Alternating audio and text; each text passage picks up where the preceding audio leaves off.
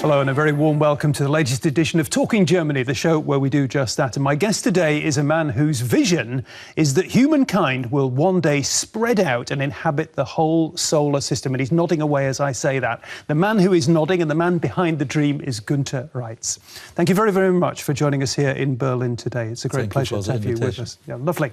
Now, Günther Reitz is a veteran space researcher. His speciality is the threat posed to the human body by radiation during space travel, and he has a measuring device on board NASA's Curiosity rover that is currently trundling across the surface of Mars. So I think we can very much look forward to hearing what Günther Reitz, the scientist and the visionary, has to tell us about travel beyond the final frontier.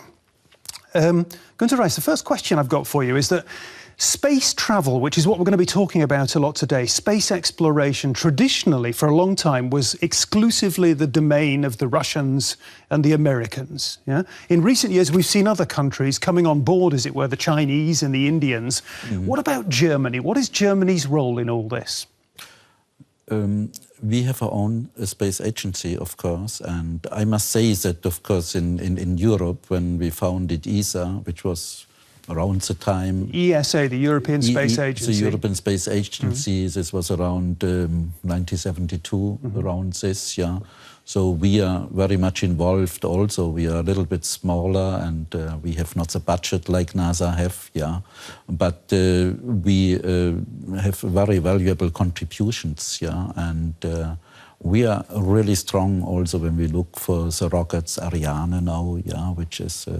and what we have this automatic transfer vehicle, yeah, where we can bring it with Ariane to the space station, yeah, for supply of the astronauts. Very important function at the moment, since the NASA capabilities at the moment are a little bit shortened down, yeah. And meant when we bring astronauts at the moment, it's just exclusively through the Russian spacecrafts, yeah, through the Soyuz, yeah. But later on, of course, SpaceX will take this, yeah. So how much in these, I mean, we're living in cash-strapped times. How much is, what is the German budget for space research and space travel? Do you no, this I cannot say exactly, yeah. But when I look for the European budget, yeah, maybe we are around €10 per year per person or so for the EU. I don't know. This is like a number, what you can say, yeah. 10 billion euros. Yeah, €10 per person. €10 per person. That's an interesting calculation. €10 per person. Annual budget. I think this is a... Okay. I'm not sure, but this is just a number. Yeah. Okay, so we've got the European Space Agency. We've got Germany playing a key role in that. What about you? If you were to meet somebody, a lay person, a non-scientific person on a train, and they were to say, "What do you do, sir?" What would your explanation be for what you do and for what you have done down the years?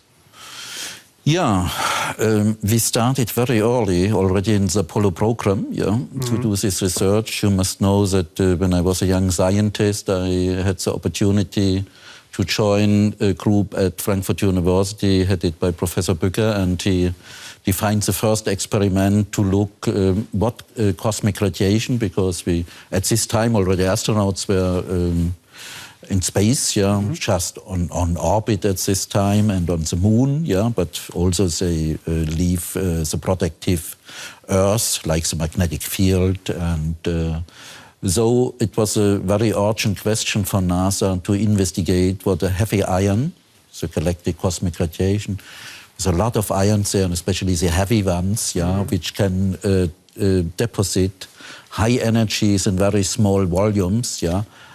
What is really the health effect of those? And this was the first breaking experiment for this, yeah. And this was done in as a European experiment under the leadership of Professor Bücker.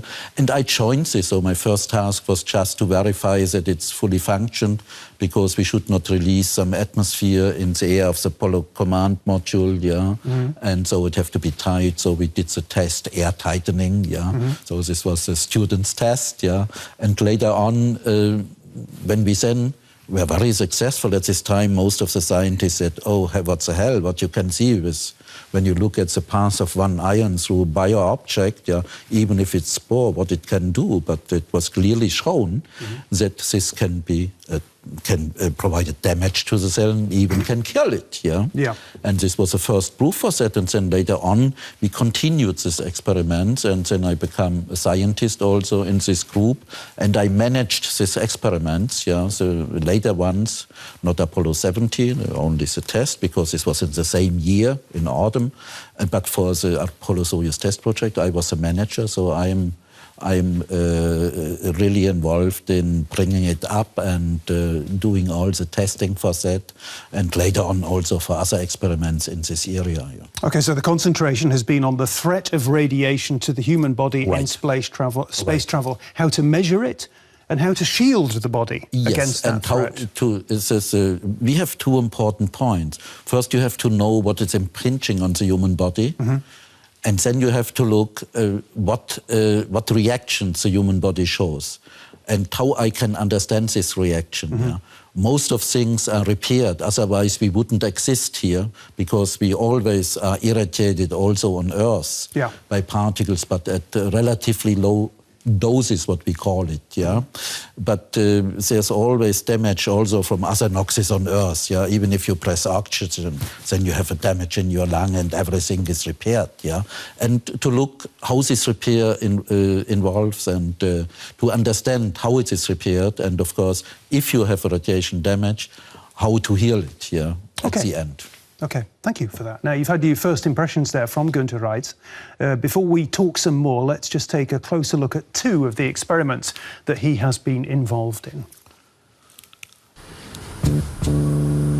He's a man who likes to look not just ahead, but up, to outer space, where the International Space Station is orbiting the Earth.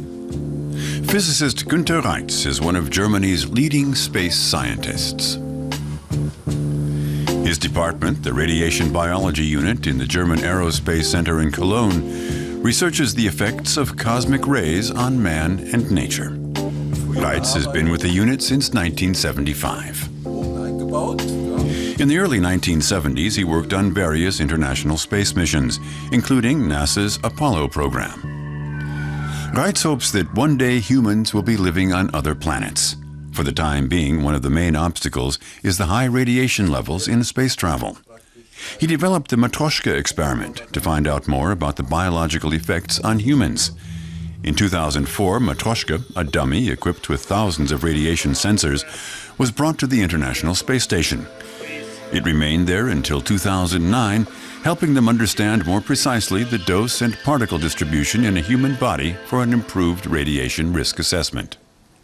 As soon as the Matryoshka experiment was over, Günther Reitz embarked on his next project. Now aged 64, the physicist is currently involved in NASA's Curiosity Mars rover mission. The rover has been exploring the red planet since August 2012 in search of life forms.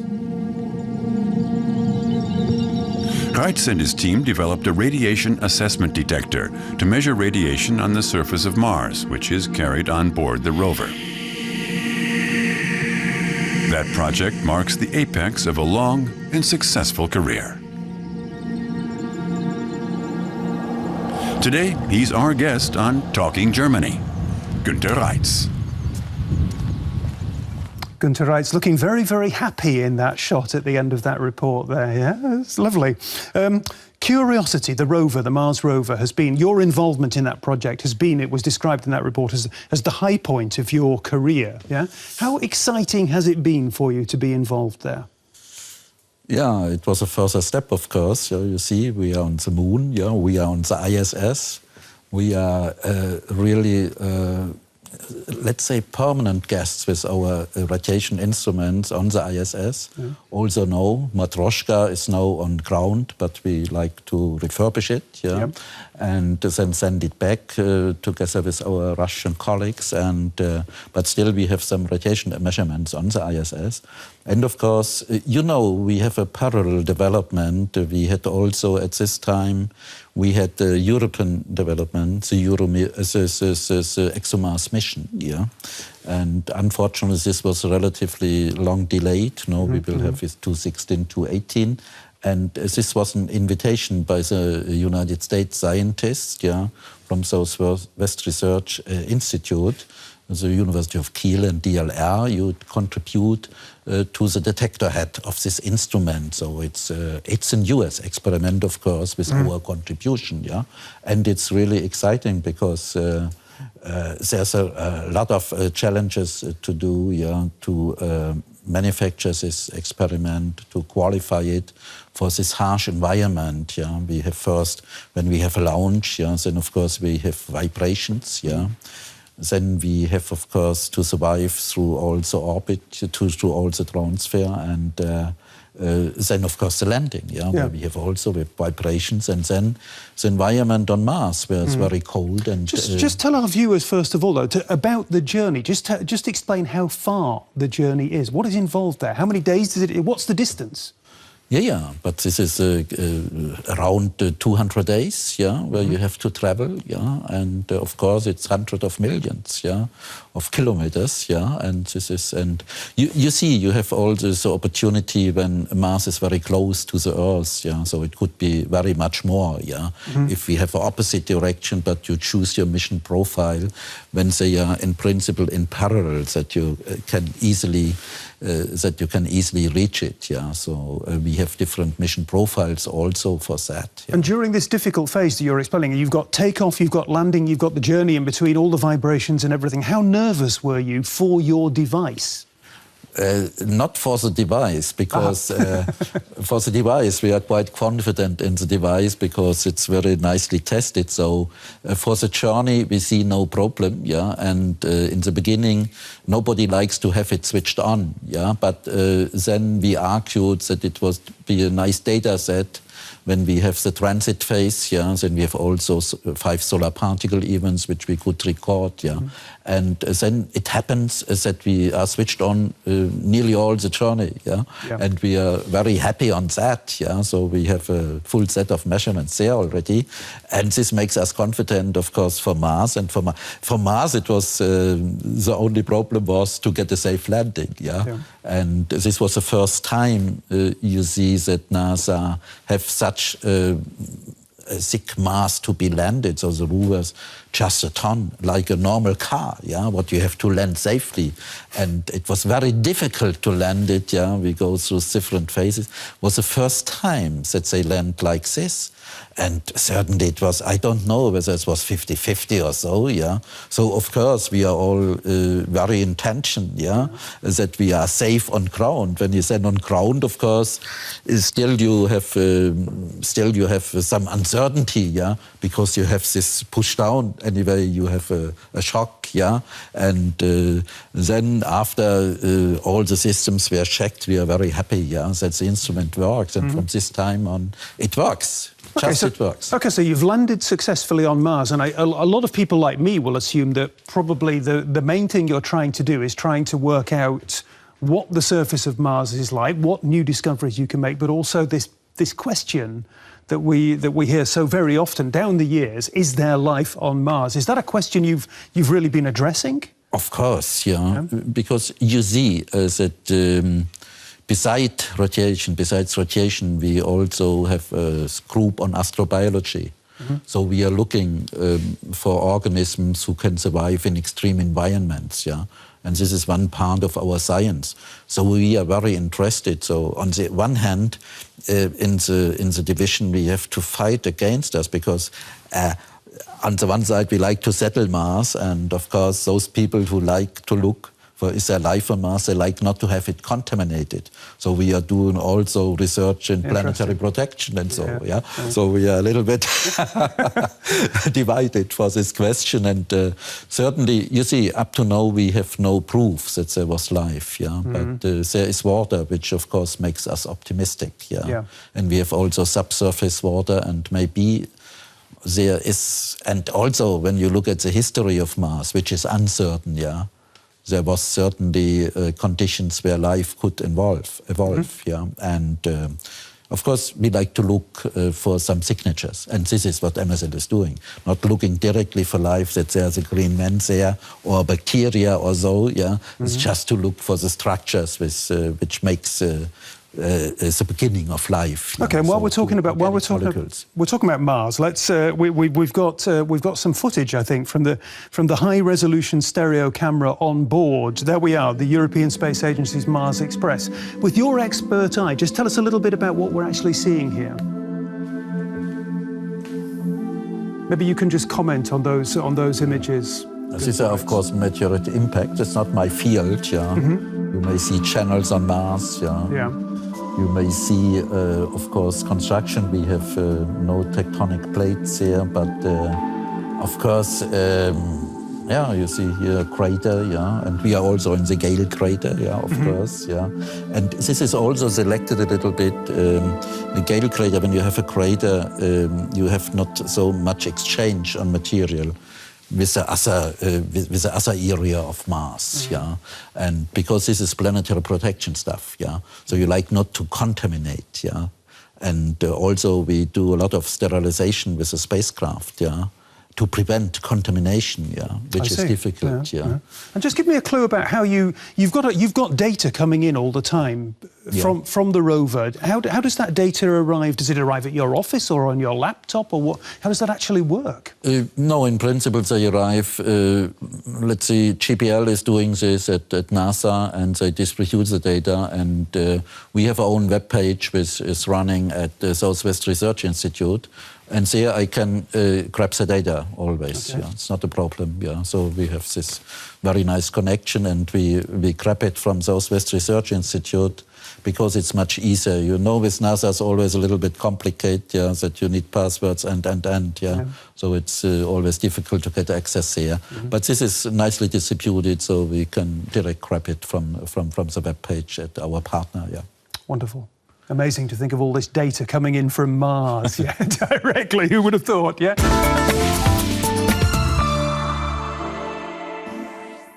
It's an interesting project, and the idea is that they're going to put a man or men or women on Mars by 2025. Is it realistic? It is challenging, because there's lots of uncertainties, and for me, the highest uncertainty is that you provide a safe landing. They are working on that, and as I have seen, they have contracts. Is this because of the vibrations that you were talking about? No, you have to land safe. Landing without crashing. Without crashing. Okay, landing without crashing. And you see, when NASA is planning a mission, and then we look for a Mars mission, and certainly we cannot be better than a 90% safety that you can return safe back. At the moment, I don't think that Mars One will achieve the 90%, but we will see. And of course, we have also for the trip, we have radiation impact. But radiation impact certainly will not cause death of the astronauts going, and you can provide shielding against sunbursts, and this is certainly not a problem. But you have, of course, transfers of cosmic radiation there, which is deeply penetrating, so you have excess exposure and a higher risk to die later on cancer. This is clear.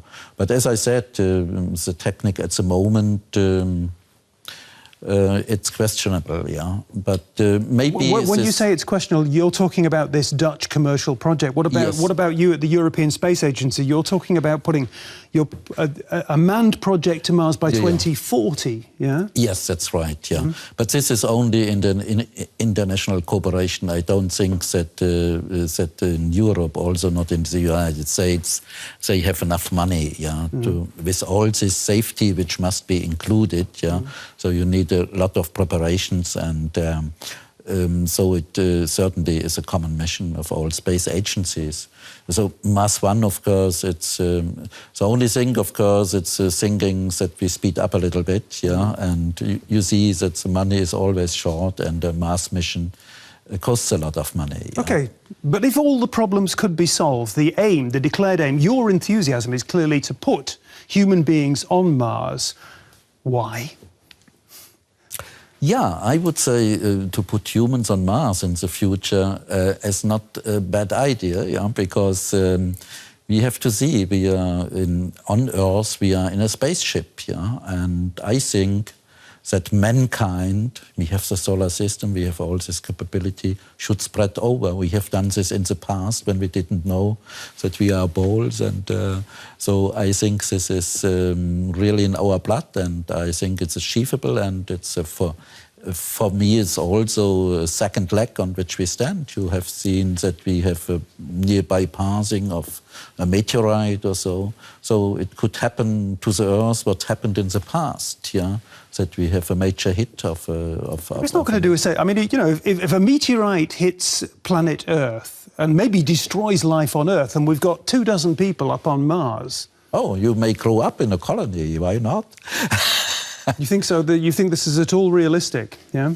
I don't know. You see, what you think about realistic when you talk about somebody in the 1800 to fly, then they would say you are crazy. Yeah. Yeah, sure. But of course, when we look at our stand of technique at the moment, it's really a problem. Yeah.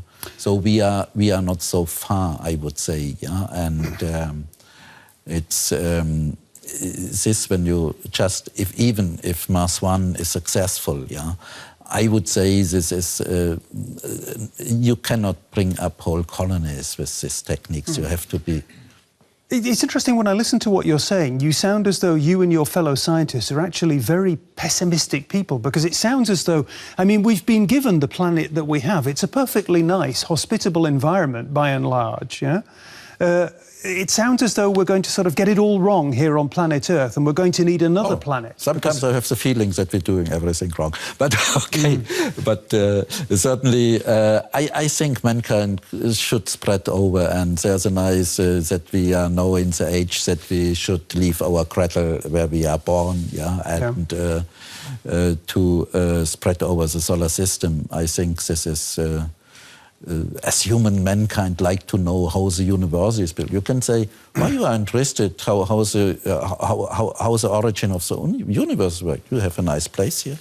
I don't know, you cannot go to suns like Vega, or you cannot go. Why you are interested in? And you see, it's deep in us, and we like to examine this, yeah, and we like to have knowledge on this. How life is really appeared, yeah. Why we should know this, yeah.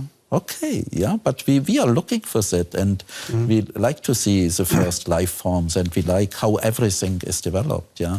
This is our basic knowledge. We're looking for astronomy. Nobody, yeah, when you look at these far away galaxies, you can say, oh, I can never go there. But it's fantastic. It's fascinating. Yeah? Okay, what about this then? Yeah, fascinating it is, that's for sure. And I understand your enthusiasm. I can feel your enthusiasm. But there are two sort of groups of people involved in space exploration. There are the technicians, that are the people responsible for the machinery and the experiments. That's you. And there are the astronauts who actually fly out. I mean, obviously they're technicians too, but they actually go there. What's your relationship to the astronauts? Do you envy them? In your heart of hearts? No, I had never the intention to go in space, yeah, I must say. We worked very close with the astronauts because in my working time we have built a lot of experiments, yeah, and of course these experiments need to be operated in a spaceship, yeah, whether it was a shuttle or the ISS. So we have close contact to the astronauts because we have to teach them how to do the work with our experiments, that we have optimal results and so. So I have a close contact to them, yeah. Yeah. To the newer ones, not so much, because when we have an experiment, of course, they come to us. We have the European Astronaut Centers here. So it's easy to go over, yeah. And I know a lot of people, of course. I'm long in the business. Yeah.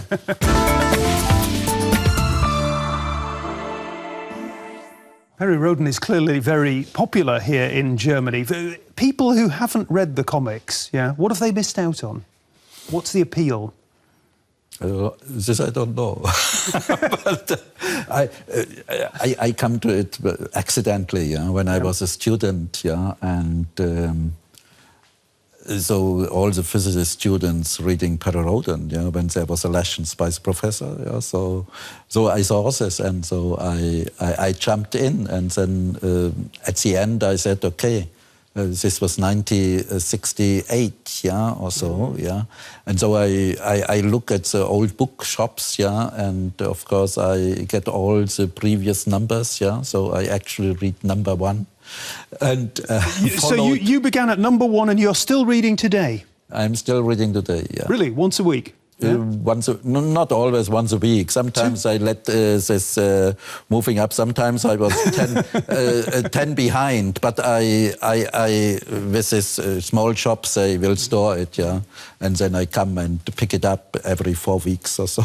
2,700 editions and more, yeah. I am told. Yeah, 735 now. Yeah. Tell me about Perry Rhoden. What's he like? Yeah, but the person Perry Rhoden, of course, he is always a lucky person because at the end he wins. Yeah, but this is not the reality, certainly. But of course, it's the main person. And they had some problems for in the first. He was always, let's say, the leader. Yeah, but then sometimes it changed a little bit because the authors like not to have him that he is always making the decisions. Yeah. And so he left, but he always kept his contact with this, because he has this, what we call this small equipment, which prevents that he never becomes old, yeah. And a very useful gadget. A very useful gadget, yeah. I would like to have it, of course. Sure. But it's also, you have also some pain with it if the others die and you're still alive. There you go. Yeah, but talking about gadgets, is the science in the series good? They do their best, and they do their best. They do their best, yeah, because of course they cannot follow the science because, as we said, it's science fiction, yeah. So of course I cannot travel through black holes or so, yeah, and of course we have this very rapid transportation system, yeah, where you go in equipment, yeah, then you are dissolved and then you appear at other place in 0 time. Yeah. This would like be nice being for beamed you. up in Star Trek. Yeah, like pretty this. similar. Yeah, like this. And this is, of course, this techniques we do not have. We might get there one day. Yeah. Here's an interesting question for you. I made an interesting discovery reading up on Perry Rhoden. I discovered that it's been translated into many languages. It's still very popular in some areas around the world outside Germany. Sold over 1 billion copies. Do you know the first language that it was translated into as a Perry Rhoden expert? I'm not sure, but I think it's English, but not? Okay. No. There were 4 editions that were translated into Hebrew. Opa! And that was the first foreign translation, sometime in the 1960s, 1965. I thought that was a very interesting little fact. Yeah. Okay, this was before I started, yeah.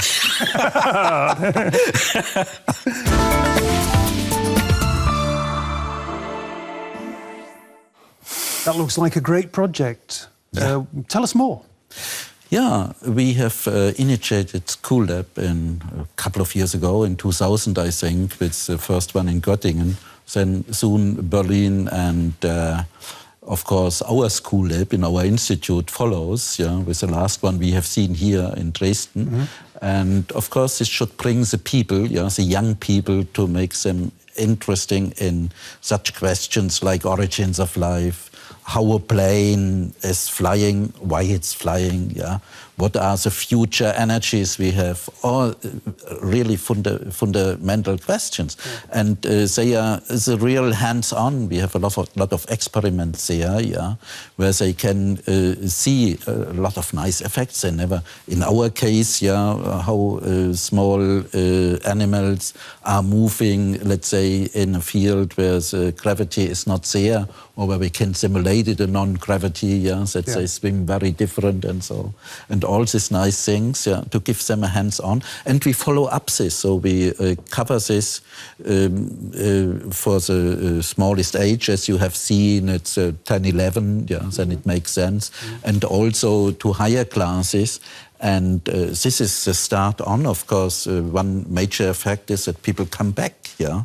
And we have also in DLR, besides the 12 school labs, yeah, We have also programs and for diploma works, for thesis works, So we are also educating people, so you can also come to DLR, also in my lab to make masters. Always we offer practica, So young people can come to make a practica, so we spend this time to educate them, hoping that they come back later on. When you talk about, I mean, it's all fascinating stuff. When you talk about young people, making science attractive for young people so that they're going to come along and they want to work in that field, are you also talking about young girls? Because I mean, I have a daughter who is 18, and I can see in her circle, the boys are still, often the girls are the real achievers in the classroom, but the boys are the ones who are going off towards science. And like that girl in the report, the girls are going off to do other things like journalism or whatever, But nevertheless, that's a problem. But nevertheless, you see, we have at the moment, we have 2 thesis works in physics, 2 women. And this was after selection procedure, so people could apply for the Space Love program. And we have a lot of young female students, which apply for that, And of course, that DLR has also the Girls' Day. So we are doing a lot of things. You're trying hard. It's no longer necessarily a man's world, Right, OK, talking of science, experimentation and what have you. We've had this object sitting here all the while. You've brought it along for us to have a closer look at it, Explain what it is, Günther. This is looks like a simple can, but this was the first European experiment, under the leadership of my previous leader, Professor Dr. Bücker, where we looked for the effects of a single heavy ion on biological materials, since we have no life support. So we use resting systems like spores, they can survive for a very long time, And we, in principle, assembled it between nuclear track detectors, which are able to show which radiation is going through. And so we could design this, and we could show first time that one heavy ion, is capable to damage or even kill a cell. This was the highest priority research at this time for NASA. Therefore, they select us. And of course, we have not the staple in. But this is one experiment which was already on Apollo, and of course, we looked at this. It's a piece of history, and we assembled all these names of the previous co-investigators. So this was in international cooperation. But this went out into space. This went out into. No, this went not out in space. This didn't, but that did. But this did. Into orbit. To the orbit on the moon, Apollo 16, 17. We are in the command module, and these are the scientists, taking part in this. And you see that this is also at this time international cooperation. We had also US scientists and this, We are now have cooperations all over the world with Japanese, with US, with Russia, especially also now China is coming, of course. Okay. And so we'll see how it develops. But still, there's a lot of open question in radiation biology. So biology is not a simple system, as we have heard certainly before in the other session. But it's the same with radiation effects, Okay, we've talked about Germany, and we've talked about young people in Germany. We've talked about your role in the space industry in Germany in the broadest sense. We've talked about we talked about ESA, the European Space Agency. Just tell me this at the end of the show. Would you say that Germany is a space nation? Are the people in Germany behind you, do they understand why you need big sums of money to put people where you put them, to carry out the experiments you carry out? I would hope that our politicians understand this, But we are very strong in space science, because we are, as you said, we have a lot of good techniques, and we have very strong companies here. And also DLR is strong and have a lot of knowledge in space science.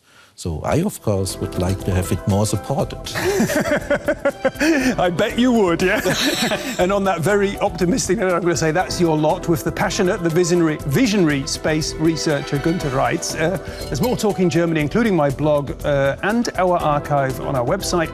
If you have enjoyed today's show as much as I have, then do come back next week. Until then, bye-bye and tschüss.